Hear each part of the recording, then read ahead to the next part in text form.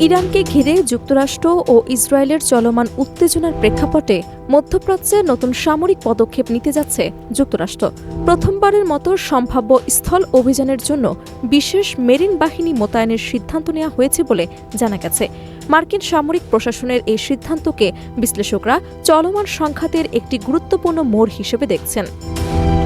মার্কিন প্রতিরক্ষা সূত্র জানিয়েছে, জাপানের ওকিনাওয়া বন্দর থেকে যুক্তরাষ্ট্রের ৩১তম মেরিন অভিযানিক ইউনিটের প্রায় ২৫০০ সদস্য ইতোমধ্যে যাত্রা শুরু করেছেন। এই বাহিনীকে বহন করছে উভচর আক্রমণ সক্ষম যুদ্ধজাহাজ USS ট্রিপলি। পরিকল্পনা অনুযায়ী তারা নির্দিষ্ট যুদ্ধক্ষেত্রের কাছাকাছি এলাকায় পৌঁছে সামরিক প্রস্তুতি নেবে। সামরিক বিশেষজ্ঞদের মতে, মেরিন বাহিনী সাধারণত সমুদ্র এবং স্থল উভয় পরিবেশেই দ্রুত অভিযান পরিচালনার জন্য প্রশিক্ষিত। তবে এবার তাদের মোতায়েনকে বিশেষভাবে সম্ভাব্য স্থল অভিযানের প্রস্তুতি হিসেবে দেখা হচ্ছে।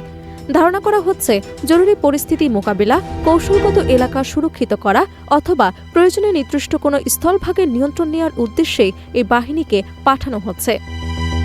বিশ্লেষকদের মতে, এই মোতায়েন ইঙ্গিত দিচ্ছে যে যুক্তরাষ্ট্র ধীরে ধীরে সংঘাতে তাদের সামরিক উপস্থিতি বাড়াচ্ছে।